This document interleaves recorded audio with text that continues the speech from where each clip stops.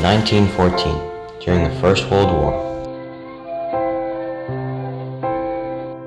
Canada's first national internment took place.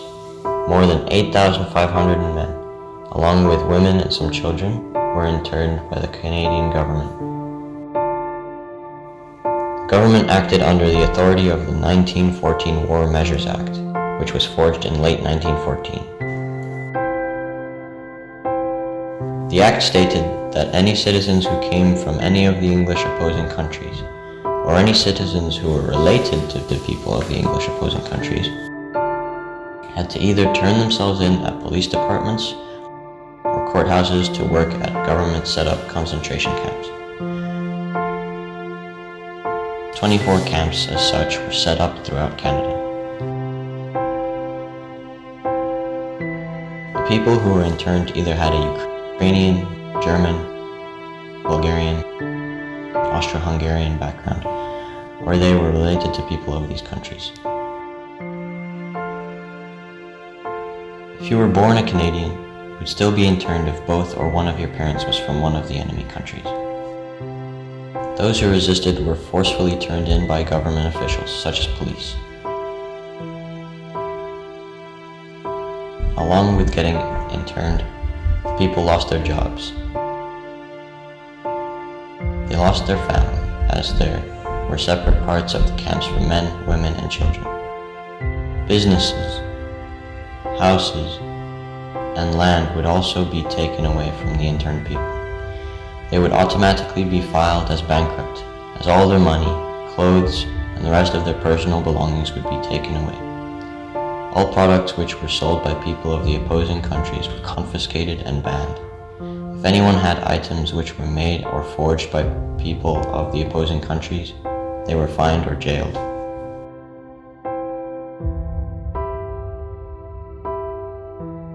The interned people were often from different areas of Canada. That is why boats, trains, and cars were used to take them to the camps.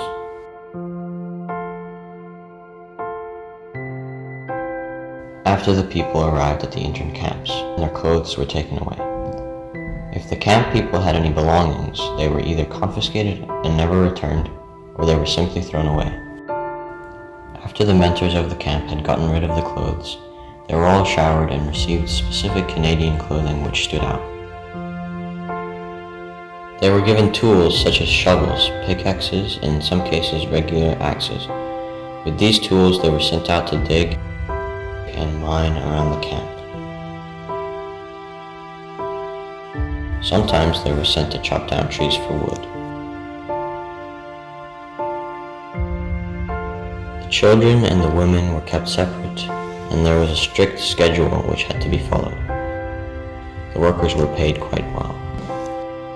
However, if the workers would not follow the schedule, there would be penalties such as less food,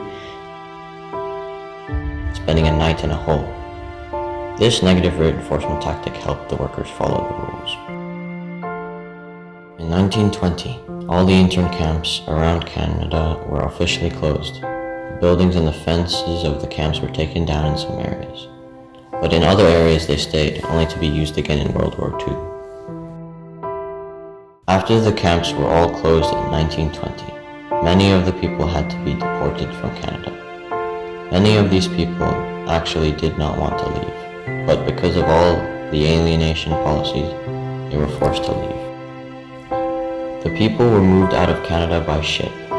Many of these people, in fact almost half of them, sadly became homeless because their jobs, their families, their property, and their belongings were taken away before internment.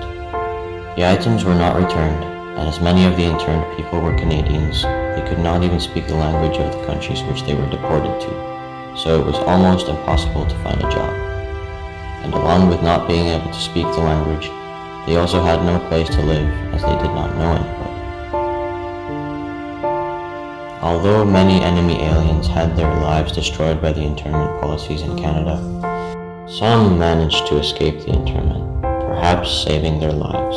Even though the internment of enemy aliens in Canada destroyed many lives, it helped Canada, because everyone, including countries, governments, and people like you and me, always have the opportunity to learn from our mistakes.